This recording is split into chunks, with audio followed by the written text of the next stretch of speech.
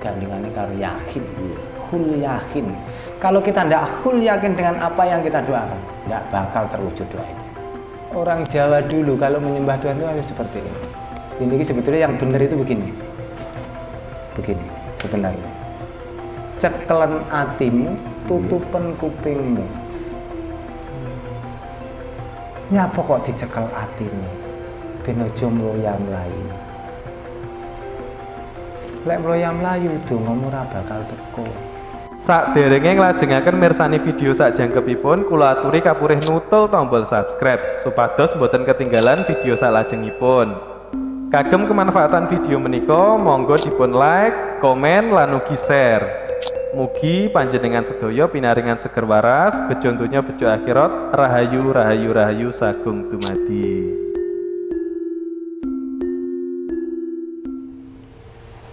Terkait dengan doa, Mbak. Doa. Doa sendiri, hakikatnya doa sendiri itu meminta apa meyakini, Mbak? Kalau doa, Ya. kalau saya itu juga tidak menyuruh dan tidak mongkon, tidak melarang. Doa monggo, terserah panjenengan mau doa pakai bahasa apa, semuanya akan tetap sampai ke sana. Doa itu harus diyakini, harus. Tanpa diyakini doa kita terkabul, ya tidak akan terkabul. Karena memang kunci utamanya adalah keyakinan. Berarti yakin doa itu bakal terkabul gitu, Iya, Pak ya? pasti. Cuma tunggu. Pasti sampai. Bukan meminta ya, Mbak. Ya enggak, ngapa kita harus minta? Kita meyakini doa kita akan terkabul. Tinggal tunggu kapan waktunya. Iya. Bagaimana, Mbak, agar setiap doa yang kita yakini itu bisa terwujud dan dikabulkan oleh Tuhan? Soalnya kan banyak orang itu yang ahli doa tapi stagnan hidupnya, ini jalan di tempat. Nah, itu bagaimana untuk agar doa kita bisa terwujud? Bisa terkabul Ya, gitu iya. ya, doa kita terkabul. Begini kan Mas, itu kembali ke keyakinan. Iya. Karena Tuhan itu tidak pernah memandang kalian itu berbaju apa, berbangsa apa, bersuku apa. Yang dibutuhkan Tuhan itu bagaimana kalian tuh yakin dengan apa permintaan kalian akan tercapai. Jadi kalau doa itu nyapa toko ndak terwujud doanya, aku yakin. Karena tidak sungguh-sungguh. Karena sungguh-sungguh itu gandingannya karo yakin. Hul yakin. Kalau kita tidak hul yakin dengan apa yang kita doakan, tidak bakal terwujud doa itu. Tidak bakal terwujud. Apa neh sepisan njaluk ra dikei mandek. Pindho ra dikei mandek ya sudah nggak bakal. Terus demo atau Nah, demo. Saya demone apa? Minyak goreng. Kalau kita nggak antri ke subuh ya nggak dapet. Jadi doa itu Mas, intinya ojo waleh-waleh doa. Dan yakinlah doa itu suatu saat akan terkabul. Tinggal tunggu waktu, pasti terkabul. Tinggal tunggu waktu, pasti terkabul. Tunggu waktu. Dan doa landasannya harus hul yakin, harus yakin. Yakin bahwa doa itu Tuhan mendengarkan doa saya dan akan mengabulkan. Tanpa diiringi dengan rasa yakin, nggak akan bisa terkabul. Ini doa. Itu yang paling penting dan harus digarisbawahi doa kita. Nggih, Mbak. Mbah, pada hakikatnya itu kita itu sebenarnya perlu berdoa nggak, Mbak? Perlu. Masalahnya kan kita sudah diberi kenikmatan, semuanya lah dari Tuhan. Nah itu pada hakikatnya kita tetap perlu berdoa. Perlu berdoa. Yang pertama doa itu apa yang harus kita panjatkan? Doa yang dipanjatkan itu terima kasih Tuhan.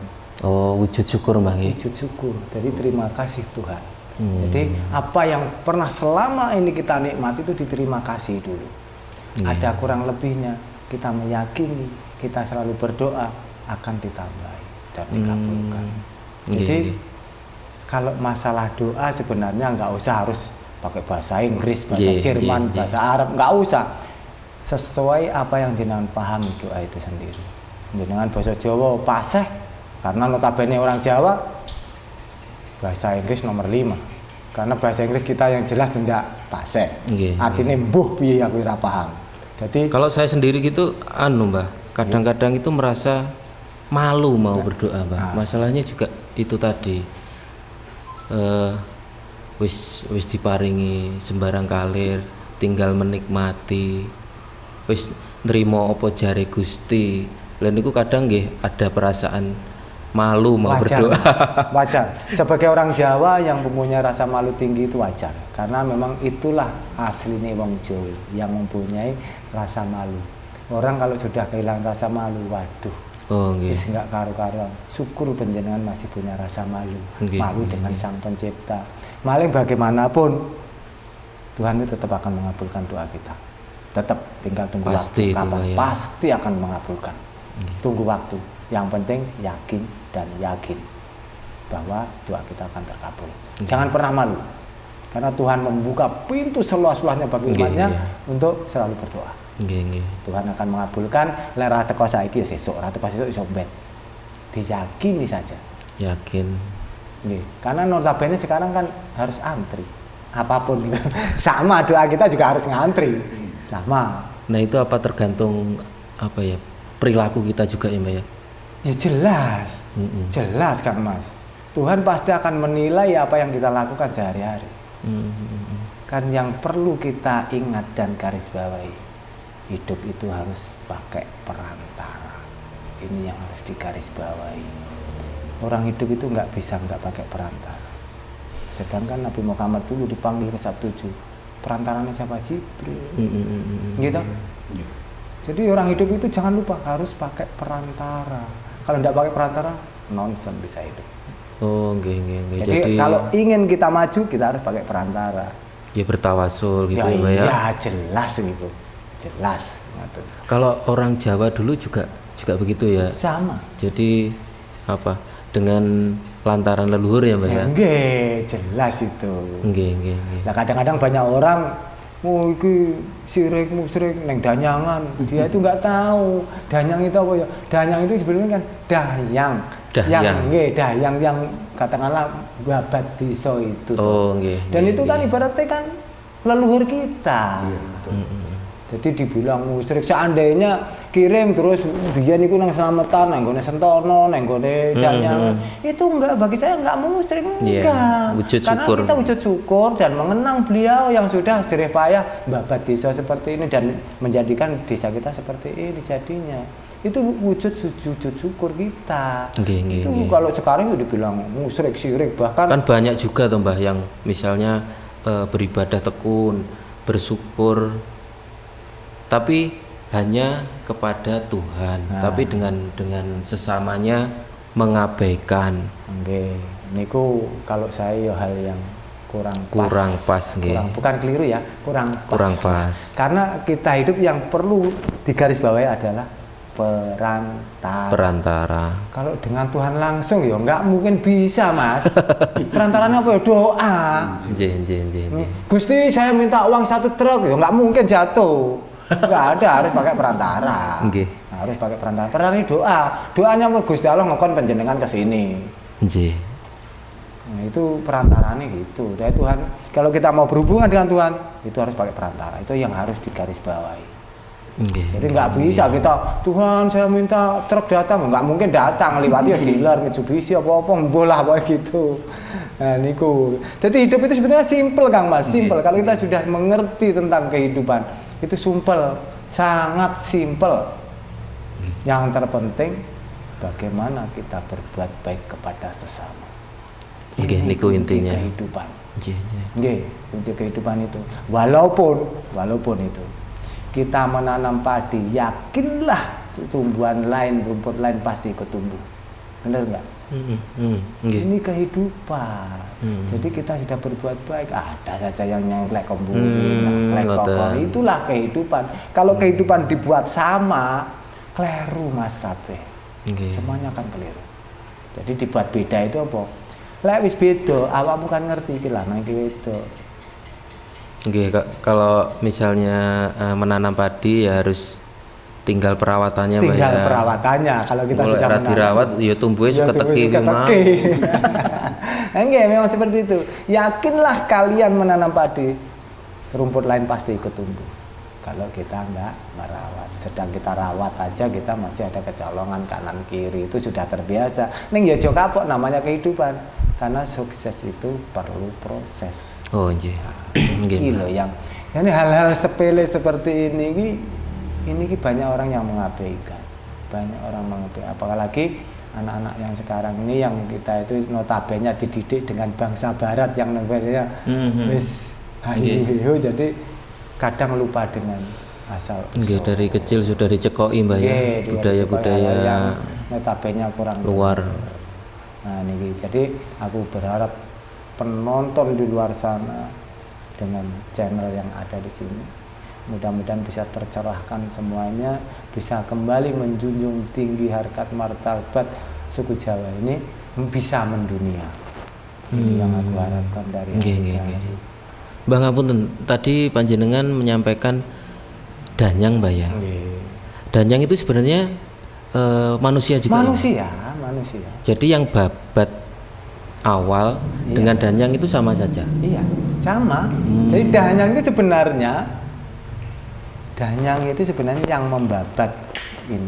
Itu yang secara umum ya. Kalau saya tidak bicara mistis lah ya. Ini sih kalau mistis nanti susah dibuktikan. Jadi orang yang penonton di luar sana juga bingung nanti. Ini yang secara umum danyang itu adalah orang yang membabat desa itu. Dan biasanya matinya juga dikubur di daerah situ ditandai dengan pohon besar. Yang dipundenkan itu biasanya. Nah jenenge ya punden. Punden itu berarti memundi. Mundi. Jadi apa mundi itu? Junjung tinggi. Aku tetap mengenang. Terima kasih Mbah. Sing pernah babat sing piye. Tanpa sampan babat mungkin tidak seperti ini saat ini. Terima kasih. Bukan sirik, bukan musyrik. Itu tondo matur nuwun. Kalau yang dihubungkan dengan makhluk halus seperti itu Mbah. Kalau makhluk halus begini, itu makhluk halus itu setiap jengkal apa yang kita injak semuanya kan ada makhluk halus. Semuanya ada makhluk halus. Bahkan makhluk halus itu memang ciptaan Tuhan. Tuhan itu menciptakan dua dunia. Dunia kita dan dunia gaib. Dunia gaib penghuninya ya bangsane sing ngoten-ngoten iku. Bangsane cincin. Tapi apakah mereka bisa disebut danyang? Bagi saya tidak. Karena danyang itu ada di dunia nyata, sedangkan mereka ada di dunia gaib. Tidak bisa disamakan, nggak bisa. Danyang gaib dan iya, nanti danyang gaib loh, karena kita tidak hidup di alam gaib ya kan ya susah. Karena kita itu hidupnya di alam nyata. Ini danyangan yang jelas danyang karena yang babat itu orang. Itu jelas. Lain kalau cerita kita nanti ceritanya di alam gaib. Itu kan ceritanya beda. Jenenge bukan danyang lagi jenenge. Nggih, bukan danyang lagi. Engko malih Nyiro Kidul karo jeda malih ngono kan ya repot. Nggih, jadi dunia kita sudah beda kalau kita ngomong danyang, berarti itu manusia yang pernah berprestasi babat desa sampai bisa seperti ini. Dan itu neng punden, nyapa to neng punden? Memundi. Jadi wujud syukur matur suwun. Iki ora kok ngekeki sing wis mati, tidak. Karena yang sing mati itu butuh cuma doa. Nah di sana memanjatkan puja dan puji kehadirat Tuhan Yang Maha Esa dengan wong Jawa iki nggo sesajen bukan untuk mereka. Jadi pangan bareng-bareng ngono ane rasa mangan wis mati. Ya kan jelas. Itu logika hidup itu seperti itu, Mas. Itu logika hidup karena yang kita bahas saat ini adalah kehidupan. Jadi logika hidup itu seperti itu. Baik, nggak enak yang itu dibilang sirik musyrik nggak ada. Itu cuma bahasa yang untuk melemahkan budaya kita yang intinya sudah kromo inggil, sopan santun dan lain-lain. Sudah berbudi luhur. Jadi kita sengaja memang dilemahkan. Bennya apa? Mulai lemah, akhirnya lemah, kekurangan, lagi kurang akhirnya bentrok, penak dipecah belah. Kita akan kehilangan budaya. Kalau bangsa sudah kehilangan budaya, hancurlah sebuah bangsa. Ini sing jelas. Ini terkait dengan menyembah kepada Gusti, kepada Tuhan. Bagaimana orang Jawa itu untuk menyembah kepada Tuhan? Caranya seperti apa kalau orang Jawa? Kalau kita sebagai orang Jawa menyembah Tuhan, kita sebagai orang Jawa loh, Nyapa kok harus begini? Gitu. Orang Jawa dulu kalau menyembah Tuhan itu harus seperti ini. Harus seperti ini. Jadi ini sebetulnya begini sebetulnya. Ini sebetulnya yang benar itu begini. Begini sebenarnya. Cekelen atimu, tutupen kupingmu. Nyapa kok dicekel atine? Ben aja mloya mlayu. Lek mloya mlayu dongamu ora bakal teko. Pas duh Gusti, kula ngungsi dumateng kesucian tenebihna tindak kesetanan lan kekewanan ditinlakno kena beneran kula nyuwun kanthi wilujeng. Lek atine mlayu bebang didilar teko ya, kan ya ora teko. Nggih. Itu jelas satu. Yang kedua, nyapa kok ditutup kupingnya? Wong kalau ditutup kupingnya otomatis kan ora krungu apa-apa, nggih. Jadi kita itu pas katakan Allahu Akbar, katakan hal lain ngaten Allahu Akbar itu. Kan harus cekelan hatimu tutupkan kupingmu kan begitu ya. Asline ngono kuwi cuma beda bahasa ngoten ae. Dadi lek arep mantep neng kersane Gusti tutupan kupingmu cekelan atimu. Ben piye iso mening ciptane, iso berhubungan rasa karo Gustine. Karena Gusti iki manggone neng ndi neng meninge cipta. Neng di alam semesta itu sebetulnya kan ada di Diri kita sendiri. diri kita sendiri. Yang kita tayangkan hari-hari ini kan alam yang kecil. Alam yang besar kan ada di sahabat kita ini. Jadi banyak orang yang keliru. Rusia itu jauh, Ukraina jauh. Tidak. Kita bayangkan jadi teko. Ada yang di teng sanubarine kita. Dadi lek awak dhewe madhep mantep neng kersaning Gusti. Cekelen atimu, tutupan kupingmu. Ojo pisan-pisan jenengan itu berdoa. Buka moto, sebabnya apa lek buka moto? Wah sikile rayapen. Kudune kathah. Kayak sing pake ketara ya ora mening, mangkane cekel kupinge tutup matane mbayangne apa? Bonggol grono. Iki bonggol grono iki. Ora kok pucuke grono. Lah pucuke grono. Lah pucuke grono jenengan kero, Mas. Lah piye le mandang? Wong awake dhewe merem wong mandang pucuke grono kan kero sampean gitu. Dadi lek arep nyembah ning kersane Gusti pisan neh cekelen atimu. Tutupan kupingmu, tutupan matamu. Pandang nang cetok neng bonggol grono. Maksudnya angen-angene sampean iki deleh bonggol grono kene. Dadi mening ciptane cet manunggaling kawula lan Gusti. Maksudnya ora kok manunggal mergo dadi siji tidak, sambung rasa dongane teko dimirengne sing kuwasa. Niki carane Mas. Arep madhep ngetan ngidul ngalor ora masalah sesuai keyakinane panjenengan. Lah lek aku arep madhep ngulon pas eneng sesuatu yang ndak enak piye? Ya aku harus menyingkur yang tidak enak. Menyingkurnya apa? Yang indah. Karena kenapa? Dengan keindahan aroma yang baik kita mening cipta cepat bisa sinkronisasi dengan suasana. Niki lho carane. Nyuwun itu memang ada caranya dan itu memang sudah diatur walaupun diaturnya tidak secara tertulis ning gone wong Jawa. Tapi ini sudah dilakoni mbah-mbah biyen alhamdulillah dongane ya bodho kabeh. Niki lho Mas, jadi banyak orang yang tidak tahu bagaimana caranya. Sebetulnya kan sama juga sembahyang. Kita nyapa juga harus begini, harus sujud, harus itu. Sebetulnya sama, sama sebenarnya. Kita awak dhewe manggone nang bumi. Yang kita makan juga hasil bumi. Kita kalau sudah memandang langit, kata itu jangan lupa bumi. Kan ngoten toh. Jadikanlah musik itu adalah pembelajaran untuk kita ibadah hidup. Karena musik itu selain kita bisa menggoyang-goyangkan begini, itu harus menggoyangkan hati kita juga. Karena di dalam musik itu adalah makna dan guru besar kalau kita bisa menelaah. Jangan terlalu besar, jangan. Terlalu kecil, jangan. Hidup itu yang Sedang. Kita Peti Pera kan ngaten toh. Itu sebenarnya musik yang diterjemahkan oleh Peti Pera biar orang itu bisa mencerna intine iki wong iki urip iki kudu mapah gedang. Niku lho Kang Mas. Tapi banyak juga Mbah yang khususnya kejawen yang sembahyang menghadap ke timur Mbah. Ada. Lah niku pripun, Mbah? Ngeten. Timur itu pemahaman yang teman-teman lakukan karena matahari terbit dari timur.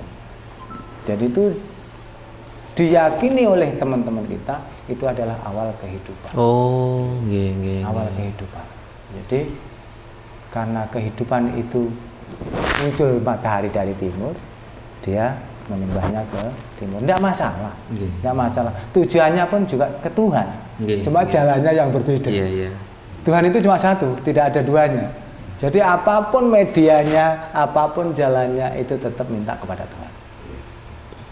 Jadi tidak ada lain. Mbak, ini terkait dengan hakikat manunggaling dengan Gusti, dengan Tuhan. Apakah orang yang sudah meninggal terus jasadnya masih utuh dan mengeluarkan bau wangi itu sudah bisa dikatakan bahwa orang yang sudah meninggal itu sudah manunggal dengan Tuhan? Terus ciri-ciri orang yang dikatakan manunggal dengan Tuhan itu seperti apa? Betul ya? Monggo saged dijelaskan, Pak. Ngeten. Kalau manunggaling kawulalan Gusti, niki sebenarnya yang dikatakan manunggal itu kita tidak bisa terlihat. Kita tidak bisa melihat apakah kawulalan Gusti itu bisa manunggal. Itu kita nggak bisa melihat. Yang bisa kita lihat adalah perjalanan hidupnya, akhlaknya. Akhlaknya benar enggak sesuai apa yang seperti Tuhan inginkan. Tuhan kan menginginkan bahwa umatnya semua itu harus saling sayang menyayangi, harus saling berangkulan. Intinya harus bersatu padu, saling mengayomi dan lain sebagainya. Sebelum orang itu bisa melakukan itu, tidak ada yang dibilang manunggaling kawulalan Gusti.